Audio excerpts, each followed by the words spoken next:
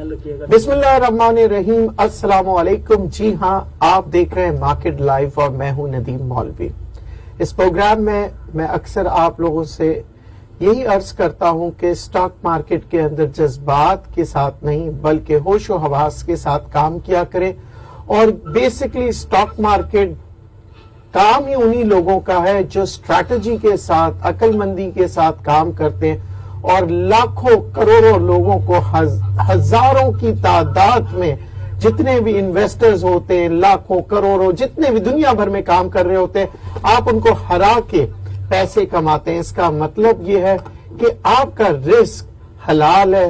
دوسری بات، بہت ہی محنت ہے، کیونکہ اکثر لوگ کہتے ہیں سٹاک مارکیٹ میں کیا ہے، کون سی محنت ہے۔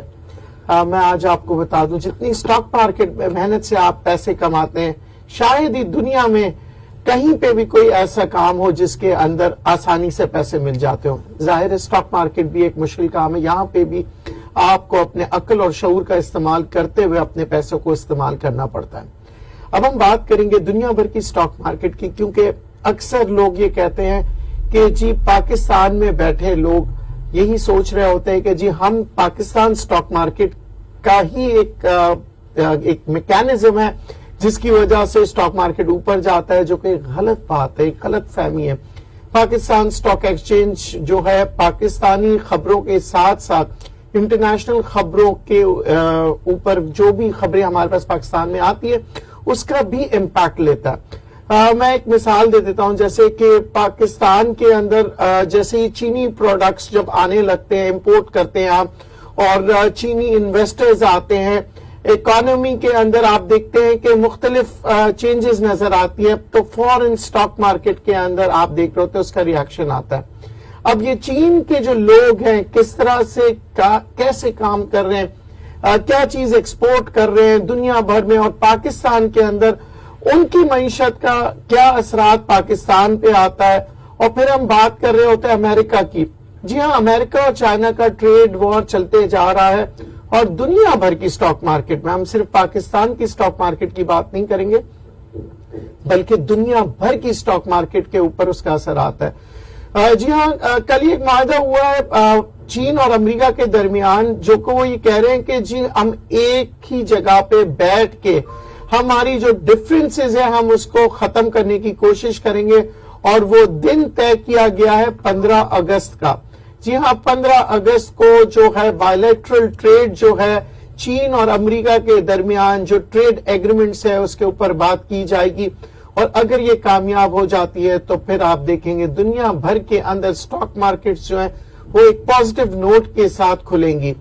تو کیا پاکستان کے اندر بھی اس کے اثرات آئیں گے؟ جی ہاں، بالکل آئیں گے، کیونکہ پاکستان کی سٹاک مارکیٹ جو ہے وہ انٹرنیشنل ٹریڈ کے اوپر ڈیپینڈنٹ ہے۔ جب آپ دیکھ رہے ہوتے ہیں پاکستان کے ایکسپورٹس کے نمبر بڑھ رہے ہیں، اس کا مطلب یہ دنیا بھر کے اندر تجارت جو ہے وہ کھل رہی ہے، کیونکہ کووڈ-19 کی وجہ سے دنیا بھر میں جو تجارتی ایک ریلیشن شپ تھے ایک دوسرے کے ساتھ ملکوں کے، وہ کم ہو گئے تھے۔ پر اب جو خبریں آ رہی ہیں کووڈ-19 کے سلسلے میں بھی، لوگ کہہ رہے ہیں کہ پاکستان میں اور بہت سے ممالک میں کووڈ-19 کے کیسز کم ہو گئے ہیں۔ خاص طور پہ پاکستان کی صورتحال پہ اگر ہم بات کریں تو 80% سے زیادہ کیسز جو ہے وہ کم رپورٹ ہو رہے ہیں۔ اس کا مطلب یہ ہے کہ جی پاکستان کووڈ-19 کے جنگ میں جیتتے ہوئے نظر آ رہا ہے۔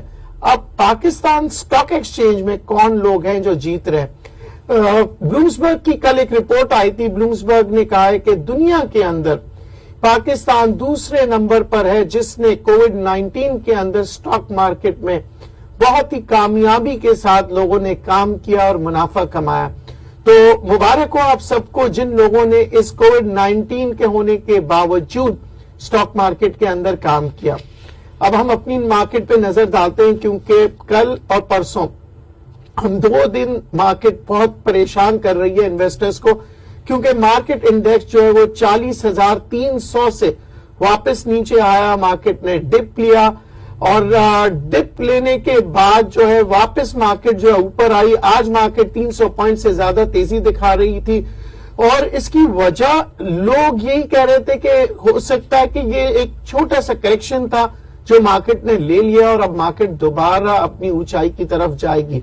کچھ لوگ پریڈکٹ کر رہے ہیں کہ جی 41-42,000 پہ جائیں گے, کچھ کہہ رہے ہیں کہ ہو سکتا ہے کہ یہ نیچے جائے گی. اس کے اوپر ہم تبصرے بھی کریں گے اور آپ کے فون کالز بھی لیں گے, آپ کی رائے بھی شامل کریں گے, کیونکہ جیسے کہ میں نے پروگرام کے آغاز میں کہا تھا, جب میں نے یہ پروگرام شروع کیا تھا, کہ یہ پروگرام تمام ان لوگوں کا ہے جو سٹاکس کے ماہر ہیں اور جو سٹاکس کو سیکھنا چاہتے ہیں یا جس کو شوق ہے سٹاک مارکیٹ میں کام کرنے کا.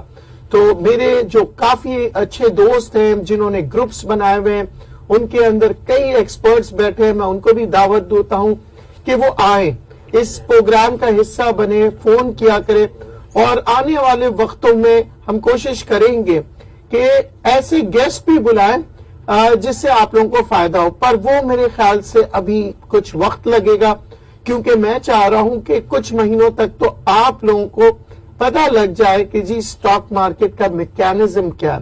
سٹاک مارکیٹ پہ بہت سے لوگ کام کر رہے ہوتے ہیں پر ان کو سٹاک مارکیٹ کا میکینزم نہیں پتا.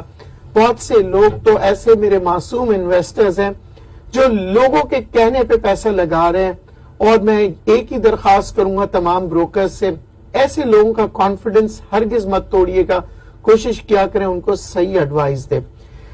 بات اب ہم کریں گے پرٹیکولر شیئرز کی. تو جی ہاں, ایف ایف ایل میں جو میں نے ریکمنڈیشنز دی تھی, آج بھی وہ والیوم لیڈرز میں سے رہا ہے اور اس کی جو ہے گروتھ بڑھتے ہوئے نظر آ رہی ہے. پر میں نے آپ سے ایک بات شیئر کیا تھا کہ میں نے اس کے اندر صرف 8 آنے پروفٹ لے کے میں شیئر سے نکل گیا ہوں. تو کیا اس کا مطلب یہ ہے کہ کیا شیئر نیچے چلے جائے گا, کیا شیئر مزید اوپر نہیں جائے گا؟ ہرگز نہیں. میں نے یہ صرف آپ لوگوں کو سکھایا تھا کہ ٹارگٹس جو ہے آپ خود بنایا کریں. بے شک کوئی آپ سے کہتا ہے کہ جی 4 روپے تک اوپر چلے جائے گا, 6 روپے تک چلے جائے گا یا 1 روپے تک, ٹارگٹ آپ نے بنانا ہے. اور سب سے بیسٹ طریقہ میں نے آپ لوگوں کو یہ بتایا تھا کہ کم سے کم منافع کے ساتھ کاروبار کریں, چاہے وہ سٹاک مارکیٹ ہو یا دنیا میں کوئی بھی کاروبار آپ کر رہے ہو. جبھی میں نے اس کی مثال بھی آپ کو بتائی تھی کہ میں نے خود ایف ایف ایل کی باقاعدہ ریسرچ کر کے آپ لوگوں کو بتایا تھا کہ آپ ایف ایف ایل میں انویسٹ کریں. ایف ایف ایل اپر لاک لگا, پھر اس کے بعد آج بھی والیوم اس میں آ رہا تھا, اور منافع کے ساتھ لوگ جو ہے اس میں باقاعدہ پروفٹ ٹیکنگ بھی کر رہے تھے, اور کچھ لوگ مزید نئے بائنگ پہ بھی آ رہے تھے. تو کیا آج آپ لوگوں نے کسی قسم کی کوئی اسٹریٹجی بنا کے کام کی تھی یا نہیں کی تھی؟ آپ لوگ مجھے کال کیجئے, کیونکہ آپ کے کال کا میں منتظر رہتا ہوں. اس سے مجھے پتا لگتا ہے کہ آپ لوگوں کو سمجھ آ رہا ہے یا نہیں آ رہا, کیونکہ جو بھی میرے پروگرامز کے بارے میں آپ لوگ رائے رکھتے ہیں, اگر آپ لوگ مجھے فیڈ بیک نہیں دیں گے تو میں اپنے پروگرام کو بہتر نہیں کر سکوں. ایک کالر لیں گے. جی السلام علیکم. وعلیکم السلام سر, میں عبد الصمد بات کر رہا ہوں حیدرآباد سے. جی عبد الصمد. سر میرا سوال کیپکو کے حوالے سے ہے کہ کیپکو کا سپورٹ اور ریزسٹنس کیا ہو سکتی ہے, اور اسپیشلی اس کی جو 19 تاریخ کو بورڈ میٹنگ ہونے جا رہی ہے, آپ اس کے حوالے سے کیا ایکسپیکٹ کرتے ہیں کہ یہ ڈویڈنڈ وغیرہ کے حوالے سے کیا اناؤنسمنٹ کر سکتا ہے, اور مزید یہ کہ اس کا جو کانٹریکٹ کا ایشو ہے اس حوالے سے اگر آپ کے پاس کوئی انفارمیشن ہو تو کائنڈلی شیئر کر رہے ہیں. بہت شکریہ.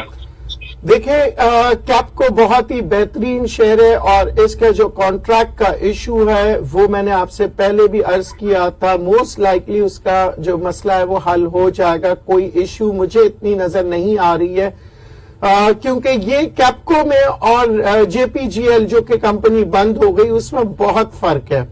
آپ اگین اس کو کنفیوز مت ہوئیے گا, کیونکہ میں آپ لوگوں کو اس لیے بتا رہا ہوں کہ ایک مثال بتا کے, کیونکہ جے پی جی ایل میں بھی بہت سے لوگ کہتے تھے جی کب کوئی مسئلے چل رہے ہیں, کبھی بند ہو جائے گا. کیپکو ہپکو میری جو ریسرچ ہے اس کے مطابق اس میں کہیں مجھے بند ہونے کے صورتحال نظر نہیں آ رہے ہیں, بلکہ ان کی جو بورڈ میٹنگز ہوں گی اس کے اندر ہو سکتا ہے آپ ایسی مزید اچھی خبریں آپ کو سننے کو ملے کہ یہاں سے یہ بہت تیزی سے چلے جا سکتی ہے. پر سٹاک مارکیٹ کے اندر کوئی بھی چیز ڈیفینٹ نہیں ہوتا. یہاں پہ آپ بائنگ کر سکتے ہیں اس کے اندر. اچھا, بائنگ لیول کی اگر آپ بات کر رہے ہیں, کیونکہ آپ نے یہ بتایا تھا کہ سپورٹ بتائیے, یعنی ٹیکنیکلی آپ پوچھ رہے ہیں کہ یہ کہاں تک نیچے جا سکتا ہے اور کہاں تک اوپر. میں نے آپ سے اپنے پروگراموں میں عرض کیا تھا کہ ہر آدمی اپنا ایک سپورٹ لیول بناتا ہے, یعنی کہ آپ کو رسک لیول جو ہے نا آپ کی کیا ہے. ایک شیئر کے اندر اگر ذہن میں رکھا جائے کہ ایک شیئر ہے 100 کا शेयर है और 3 रुपए पे भी आ सकता है। उसके हर दफा आप देखते हैं कि सपोर्ट लेवल जो है ना मुख्तलिफ मार्केटों में टेक्निकल्स जो रिसर्च वाले हैं, जो एक्सपर्ट्स हैं, हर वक्त बदलते रहते हैं और फिर आपको एक जवाब दे देते हैं कि यहां पे जो है ना टेक्निकली और डाउन साइड जा रहा है। तो मैं उसमें बिलीव नहीं करता क्योंकि उसके अंदर जो है रिस्क फैक्टर्स जो है ना आपके डिवाइड नहीं हो पाते, आप कहीं इवैल्यूएट नहीं कर सकते क्योंकि रिस्क फैक्टर्स के अंदर आपने खुद अपना रिस्क फैक्टर बनाना होता है। कि मैं ये देखता हूं कि कैपको, जैसे कैपको शेयर मेरे लिए बहुत अच्छा है, पर फिर भी मैं सोचता हूं कि अगर मेरे हिसाब से ये शेयर अच्छा है तो मैं इस पे कितना नुकसान कर सकता हूं, 5%, 10%, 15%, 20%, कितना। अगर मेरी ताकत है कि जी मैं 40% तक नुकसान बर्दाश्त कर सकता हूं, फिर मैं ये देखता हूं कि मैं अगर 40% डाउन साइड का नुकसान बर्दाश्त कर सकता हूं तो मुझे प्रॉफिट कितना लेना चाहिए, 10%, 20%, 30% या सिर्फ 1%। क्योंकि ये रिस्क फैक्टर्स जो होते हैं ये आपने खुद तय करना होता है। उमूमन तौर पे मार्केट का एक ट्रेंड है जो ये आपको सपोर्ट बता देती है, टेक्निकल स्टडी होती है उसके अंदर बताती है प्राइस बिहेवियर के हिसाब से कि कहां जाएगा। पर मेरी बात ध्यान में रखिएगा, टेक्निकल्स 100% राइट नहीं होते, फंडामेंटल्स जो हैं वो भी 100% स्टॉक मार्केट में राइट नहीं होते। जी हाँ, बहुत से वक्त आप देखते हैं बैलेंस शीट पे बहुत अच्छे रिजल्ट्स आते हैं, फिर भी वो स्टॉक ऊपर नहीं जाता, फिर भी उस स्टॉक के अंदर वॉल्यूम नहीं आते, क्योंकि ये स्टॉक मार्केट में नुकसान इसी तरह लोग उठाते हैं क्योंकि लोगों में एक फेक पैदा हो जाता है, एक बिलीफ पैदा होता है कि टेक्निकल्स बहुत अच्छे हैं, टेक्निकल्स की वजह से मैं बहुत अच्छा पैसे कमा रहा हूं, पर वही लोग डूब जाते हैं। अक्सर यही सुना है दुनिया से कि डूबता हमेशा तैराक ही है क्योंकि वो समझता है कि मैं समंदर की लहरों में तैर सकता हूं, पर समंदर की लहरें जो है बड़े बड़े जहाजों को डुबो देती है। तो ज़हन में रखिएगा कि प्रिकॉशंस लेना बहुत जरूरी है। कैपको हो गया, हपको हो गया, ये शेयर्स के अंदर ज्यादातर जो हैं वो ब्लू चिप शेयर्स में शुमार किए जाते हैं हमेशा से, और अक्सर जो है इसको फंड्स और बैंक्स वगैरह काफी लेती है। अच्छा, लोग ये कह रहे हैं कि जी पीएसओ के बारे में भी लोग कह रहे हैं, इसका पीएसओ का क्या होगा अगर पीएसओ के अंदर सर्कुलर डेब्ट जो है वो बढ़ता चला जा रहा है और कहीं से उनको पैसे मिल नहीं रहे। बैलेंस शीट्स पे देखा जाए तो प्रॉफिट तो है पर पैसे मिले तो ना, उनके पैसे हमेशा पेंडिंग में रहते हैं। दूसरी जानिब हुकूमत पॉलिसीज ये बना रही है कि पीएसओ जो है, जो खाली मतलब किसी जमाने में एक सिर्फ जैसे कहते हैं उनकी मोनोपोली थी कि वही इंपोर्ट कर सकते थे, वो मोनोपोली भी नहीं रही। अच्छा, एक अच्छी खबर आ रही है जो हुकूमत की तरफ से अभी तक अनाउंस तो नहीं हुई है, पर मुझे कुछ जराये से पता लग रहा कि पीएसओ जो है वो रिजर्व टैंक्स अपने बढ़ाते जा रहे हैं। अगर रिजर्व टैंक्स बढ़ाते हैं तो ये पीएसओ के लिए बहुत बेनिफिशियल होगा। क्यों? क्योंकि जब आपके पास रिजर्व टैंक्स बढ़ जाते हैं तो मार्केट जब डाउन होती है, आपने ये देखा होगा कि चाइना के अंदर अक्सर लोगों ने इंपोर्ट किया था ऑयल, उस वक्त जबकि ऑयल प्रेशर में था, नीचे की तरफ था, और चाइना ने अपने रिजर्व्स बढ़ाना शुरू कर दिए थे। पाकिस्तान भी उसी तरह से अपने रिजर्व्स बढ़ाना चाह रहा है और आगे जो है आगे के दिनों में इसके अंदर जो डेवलपमेंट नजर आएगी वो पीएसओ में नजर आएगी। तो अगर पीएसओ के टैंक्स मजीद बढ़ते चले जाएंगे तो लॉन्ग रन में फिर आप देखिएगा ये जैसी ये खबर आएगी तो पीएसओ के अंदर आप तेजी देख सकते हैं। पर जब तक ये खबर ना आए, ज़हन में रखिएगा, इसे आपने सिर्फ एक रूमर समझना है और वो रूमर जिसके ऊपर आपने काम करना है तो बहुत मोहतात होके, क्योंकि मैं हमेशा ये कहता हूं रूमर्स या वो बातें जो कि तस्दीक शुदा नहीं है उसका इम्पैक्ट जो है बहुत कम होता है और उसका इम्पैक्ट डिपेंडेंट होता है रियलिटी पे। अब अगर ये बात जो मैंने कही है सच हो जाती है तो फिर तो पीएसओ का फ्यूचर आप काफी ब्राइट देखेंगे, इररिस्पेक्टिव के इसकी जो इंपोर्ट की जो मोनोपोली थी वो टूट रही है। पर दूसरी जानिब रिजर्व्स जो है अगर इनके बढ़ जाते हैं तो जाहिर है अर्निंग्स पे भी इनके इम्पैक्ट आएगा। अच्छा, पीएसओ के साथ साथ एक शेयर जो है पैल के अंदर बहुत से लोगों ने कहा कि सर पैल के अंदर हमें क्या करना चाहिए, क्योंकि पैल वैसे ही उसकी बैलेंस शीट्स पे देखते हैं तो लॉसेस की तरफ जा रहा है। پر ایک خبر آئی تھی کچھ دنوں پہلے کہ جی یہ پیناسونک کے ساتھ ان کا جو ہے نا کولیبریشن ہو رہا ہے. پیناسونک بہت اچھی کمپنی ہے, اس کے پروڈکٹس بہت اچھے ہیں.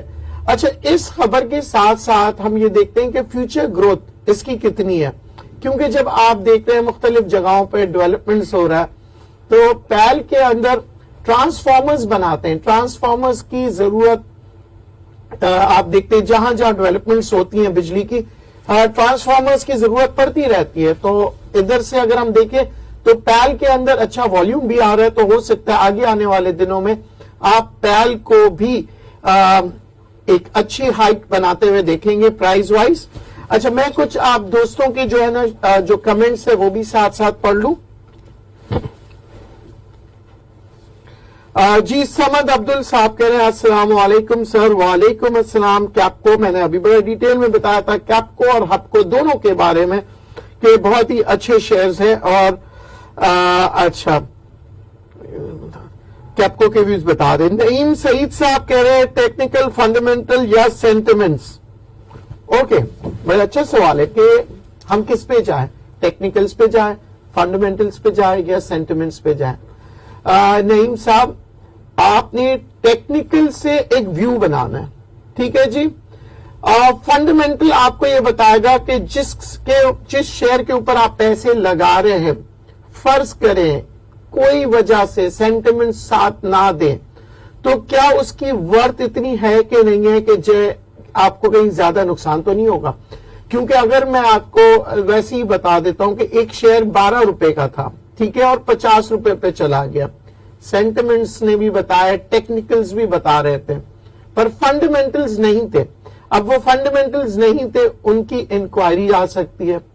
بہت سی چیزیں ہوتی ہیں اس کے اندر کے وہ ایک ببل کی طرح ہوتا ہے, وہ ببل برسٹ ہو جاتا ہے, پھر لوئر لاک پہ لوئر لاک, اور آپ وہاں پہ پھنس جاتے ہیں. تو آپ کو سینٹیمنٹس, ٹیکنیکل, فنڈامنٹل, اور چوتھی چیز ہے ہیومن سائیکالوجی. ہیومن سائیکالوجی کو پڑھے کہ اگر دنیا کہہ رہی ہے کہ اس پرٹیکولر شیئر کو خریدنا ہے, تو پھر اگر سب ہی خرید رہے ہیں تو بیچنے والا کون ہے اور وہ کیوں بیچ رہا ہے؟ کیا وہ بیوقوف ہے یا آپ عقل مند ہے؟ کوئی اس دنیا میں نہ بیوقوف ہوتا ہے نہ عقل مند ہوتا ہے. صرف اور صرف ایک دوسرے کے جو ویک پوائنٹس وہ ہوتے ہیں, جو selling point and buying point, کہ کہاں پہ آپ کو وارے میں آ رہا ہے اور کہاں پہ ان کو وارے میں آ رہا ہے. یہ اسی وقت ہوتا ہے کہ جو شخص شروع میں بائنگ کر رہا ہوتا ہے اور وہ اپنی پروفٹ ٹارگٹ جو ہے وہ چھوٹے بناتا ہے, وہ بیچ کے نکل جاتا ہے. پھر لوگوں کا ایک ہجوم آتا ہے, وہ ایک والیوم بنتا ہے, لوگ بھاگتے چلے جاتے ہیں اس شیئر کو خریدنے میں, اور پھر اچانک سے آپ دیکھتے ہیں بائرز جو ہوتے ہیں وہ ختم ہونے لگتے ہیں. جب بائر نہیں ہوگا تو obviously سیلرز کی جو والیوم ہوتی ہے وہ بڑھتے چلے جاتی ہے. تو آپ جب بھی شیئر لیتے ہوں گے تو ایک ونڈو آتی ہے جس میں آپ دیکھتے ہیں کہ ایک جگہ پہ جو ہے بائر ہوتا ہے, دوسری جگہ پہ سیلر ہوتا ہے, اور ساتھ میں والیوم بھی ہو رہے ہوتے ہیں. کہیں لکھا ہوا ہوتا ہے 1000 شیئر کا بائر ہے اتنے پیسے میں اور سیلر ہے اتنے پیسے میں, کسی میں 1 لاکھ 2 لاکھ. ایوریج آپ دیکھ رہے ہوتے ہیں کہ اس جگہ پہ شیئر کتنے اکٹھا ہو رہے ہیں. شیئر کے والیوم دیکھا کریں اور جس سپیڈ سے وہ بائنگ سیلنگ ہو رہی ہے اسے بھی دیکھا کریں. یہ بڑا امپورٹنٹ پوائنٹ ہوتا ہے شیئر خریدنے سے پہلے, خاص طور پہ اگر جب آپ سٹاک مارکیٹ میں کام کر رہے ہیں تو والیوم لیڈرز بھی دیکھا کریں کہ ٹاپ 10 والیوم لیڈرز کون ہیں. کیونکہ والیوم کے اندر آپ دیکھیں جب کام ہو رہا ہوتا ہے تو آپ کے پاس ایک رینج دکھائی دیتی ہے. اس رینج کو مانیٹر کرنے کے لیے آپ ذہن میں رکھیے گا, میں نے اکثر کہا ہے صبح 9:30 سے 10:30 بجے کے درمیان وہ پرٹیکولر شیئر آپ کو رینج بتا دے گا کہ میں 1 گھنٹے کے اندر 10 پیسے 20 پیسے 40 پیسے یا 1 روپے کی موومنٹ دے رہا ہوں یا 2 روپے کی. اس موومنٹ کے اندر پھر آپ نے یہ طے کرنا ہے کہ میں نے اب انٹر کب ہونا ہے اور یہ دوبارہ اس موومنٹ میں شیئر آئے گا یا نہیں آئے گا. یہ نہ ہو کہ ٹیمپرری فیز پہ جو ہے شیئرز جو ہے اوپر گئے تھے, پھر اس کے بعد آج آپ نے دیکھا ہوگا پی ایس ایکس کے شیئرز کے اندر اپر لاک لگا, پھر اپر لاک کھل گیا, پھر واپس اس کی. تو یہ وہ موومنٹس تھی جو آپ کو بتا رہے تھے کہ اس شیئرز کے اندر لوگ خرید رہے پر ان کی جو سینٹیمنٹس ہیں وہ برقرار نہیں ہے. جب بھی اپر لاک लगने के बाद दोबारा अपर लॉक खुल जाता है, और कुछ शेयर्स में आपने देखा होगा अपर लॉक लग गया, उसके बाद मार्केट के अंदर वो शेयर ही नहीं मिला, यानी उसके फंडामेंटल्स बहुत स्ट्रांग है, लोगों को ये यकीन है कि दोबारा ये ऊपर की तरफ जाएगा ये शेयर, और शेयर हो सकता है कि हमें ना मिले, फिर भी लोग जो है बिड करके लगा देते हैं।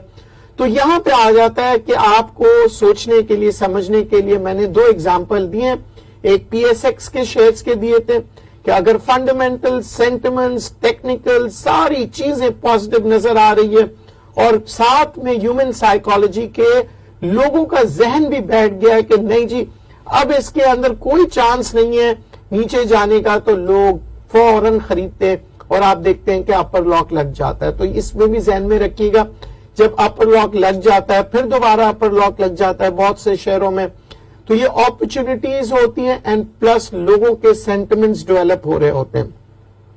अच्छा, कुछ आप लोगों के मैसेजेस भी साथ साथ में पढ़ते जाऊं जी। अमान बाजवा साहब कह रहे हैं एंग्रो के बारे में बताएं, इफ्तिखार साहब कह रहे हैं एलपीएल के बारे में बताएं। अच्छा, राजेश कुमार साहब कह रहे हैं सलाम सर, वालेकुम अस्सलाम, गोल्ड इंक्रीजिंग रीजन बताइए। बिल्कुल बताते हैं। फिर वली शेख साहब कह रहे हैं एमएलसीएफ टारगेट प्राइस के बारे में मैंने आप लोगों को बता दिया था कि टारगेट प्राइस आपने खुद ने बनाना होगा, पर अगर आप चाह रहे हैं टेक्निकल्स या फंडामेंटल्स और इसके लिहाज से, तो फिर इसका मतलब यह है कि जो मैं प्रोग्राम आपको बता रहा हूं उसके अंदर मेरे बताने में और आपके समझने में कोई फर्क आ रहा है। कॉल कीजिए और अगर कोई चीज समझ में नहीं आ रही है मुझसे पूछ लें, या हो सकता है कि मैं आपके सवाल को नहीं समझ पा रहा। मेरा तो यही आपसे अर्ज है कि टारगेट्स आपने बाय के भी सेल के भी लगाने हैं। अच्छा, कुछ मेरे दोस्त ये कहते हैं कि सर मार्केट इंडेक्स में के बारे में कुछ बताएं कि मार्केट इंडेक्स किस तरह से काम करता है और उसको किस तरह से रीड करना चाहिए। मार्केट इंडेक्स देखें, आमतौर पे जब एक अपनी हाइट बना लेता है, जैसे 40,300 की हम कहते हैं कि इस मार्केट ने अपनी हाइट बना ली। अब यहां से अगर मार्केट आपने एक अल्फाज सुना होगा कि करेक्शन लेती है या प्रॉफिट टेकिंग लेती है, तो कितने परसेंट पे होना चाहिए जी? एक मैं आपको एक ब्रैकेट बता रहा हूं एग्जाम्पल के तौर पे, आप जरा ट्राई भी कर लीजिएगा, 5%। अब बात आती है कि जी मार्केट करेक्शन के बाद आप ये कहते हैं कि जी मार्केट डिप और करेक्शन में कितना फर्क आ रहा होता है, फिर अगेन 5%, यानी कि डिप है, करेक्शन है, टोटल आपकी मार्केट 10% जाएगी इंडेक्स की। दुनिया भर के अंदर ये लॉजिक कहा जाता है, तो ये कहते हैं करेक्शन है, डिप है, प्रॉफिट टेकिंग है। पर 10% के बाद जब मार्केट जाती है नीचे की तरफ, तो हम कहते हैं एंटरिंग इनटू बेयर मार्केट। अच्छा, बेयर मार्केट का एक उसूल है, मैं आज आपको बता दूं। बेयर मार्केट अगर एंटर होती है, एंटर होने से पहले वो आपको कुछ मूवमेंट्स अपसाइड के दिखाती है, यानी कि आपको ये जिसे कहते हैं कि एक इंडिकेशन होता है, जब 10% मार्केट नीचे चले जाती है तो हो सकता है कि 12% जाने के बाद मार्केट दोबारा 4% पे आए और फिर आपको ऐसे लगता है कि जी वापस से बुल मार्केट में जा रही है। पर that's an indication not for bull market, क्योंकि 4% के बाद फिर अगर वो नीचे की तरफ जा रही होती है तो फिर 12% को जब वो मार्केट तोड़ती है तो आप देखते हैं कि वो 20% की तरफ मार्केट नीचे चले जाती है और फिर 30% तक मार्केट नीचे जाती है। तब भी हम कहते हैं 30% के बाद हम कहते हैं अब ये बेरिश जोन में आ गया। 40% पे हम कह रहे होते हैं कि market is entering into disaster. Disaster के अंदर ये होता है कि जी कि आप अपने शेयर्स को संभाल लें, तबाही की तरफ जा रही है। और 40% के बाद जब मार्केट 50% को क्रॉस करती है तो हम अक्सर कहते हैं prepare your self to run away. जैसे जहाज का जब डूबने का टाइम आता है तो लोग कहते हैं कि जी तैयारी पकड़ें भाग जाने की। तो 50% में भाग जाने का तरीका ये नहीं होता कि आप सारे शेयर्स बेच दें। भागने का मतलब ये होता है कि आपने अपने रिस्क और अपने नुकसान को भगा देना है। वो कैसे? میں نے آپ کو طریقہ بتایا تھا، ڈیزاسٹر کے اندر جو ہے آپ سارے شیئرز نہیں بیچتے، آپ جو ہے کوشش کرتے ہیں 40% شیئرز بیچ دینے کے، یا 50% یا 60%، پر باقی کے شیئرز کی ہولڈنگ رکھتے ہیں۔ اب 50% سے جب مارکیٹ مزید اور نیچے کی طرف جاتی ہے، یا فرض کرے مارکیٹ کولیپس کر جاتی ہے دنیا بھر میں، تو آپ کے پاس جو رننگ فائننس ہے، یعنی کہ آپ کے پاس جو آپ نے 40% بیچا تھا وہ پیسے موجود ہوں گے، اور مارکیٹ دوبارہ سے جب موومنٹس پہ کرنے لگے گی تو پھر ہر 10% کے بعد آپ مارکیٹ میں انٹر ہوتے ہیں۔ تو یہ ساری باتیں میں اس لیے بتا رہا ہوں کہ مارکیٹ دنیا بھر کے اندر کبھی بھی کولیپس بھی کر سکتی ہے، ڈیزاسٹر پہ بھی جا سکتی ہے۔